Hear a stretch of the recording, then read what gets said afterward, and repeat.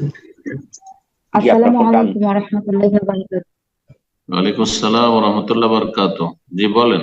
আমি আমি বাংলাদেশ থেকে, ঢাকা থেকে বলছি। মাশাআল্লাহ, বলেন।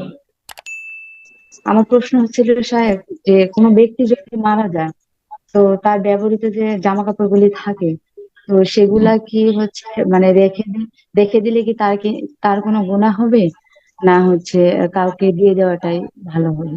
এটা একটু জানতে চেয়েছি। যে আসসালামু কোন আলাইকুম ওয়া ব্যক্তি রাহমাতুল্লাহ। কোন ব্যক্তি কোন ব্যক্তি যদি মারা যায়, মুসলিম রাহিমাহুল্লাহ, আল্লাহ রাব্বুল আলামিন প্রত্যেক মুসলিম রহম করুন, গুনাহ খাতা মাফ করুন।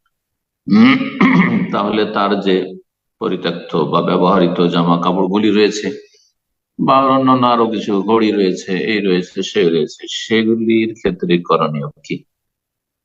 শরীয়তে এমন কোন দিক নির্দেশনা বা মানে জরুরি বিষয় নাই যে সেগুলি দান করেই দিতে হবে, এমনও জরুরি নয়। তবে দান করে দিলে তার জন্য সাদাকা হবে, এই জন্য ওলামারা বলেছেন যে দান করে দেবে দেবে। জি।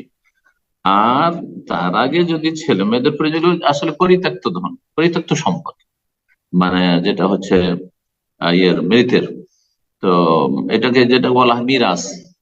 তো মিরাসের ক্ষেত্রে শরীয়তের যেটা আসল বিধান, আর যেটা আমাদের মানুষরা করে না, সেটা হচ্ছে যে ছেলেমেয়েরা বন্টন করে নিবে।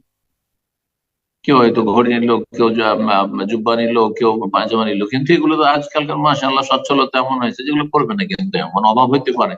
এটাই মিরাস, এটি হচ্ছে ধন সম্পদ। হ্যাঁ, তো এই সম্পদ গুলির হকদার হচ্ছে উত্তরাধিকারীরা, ওয়ারিসিন যারা, ছেলে মেয়ে আর স্ত্রী, বাপ মা, এরকম। আর যদি না থাকে কাছে, তাহলে দূরের যারা আছে, যে ভাইরা রয়েছে, বাপ মা নেই, ছেলেও নেই, তাহলে মেয়ে যা নিল তারপরে বাকিটা ভাইরা আছে ইত্যাদি।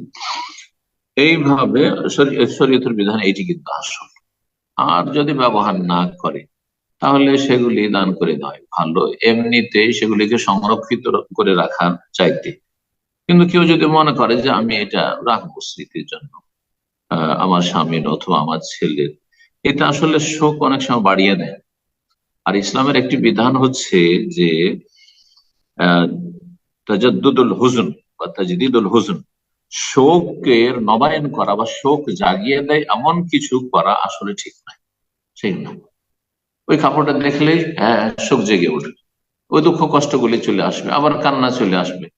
তো অনেকেই করেন, কিন্তু ছেলে মেয়ে দূরে চলে গেছেন, তারপরে জামা কাপড় গুলি দেখলে কাঁদতে থাকে।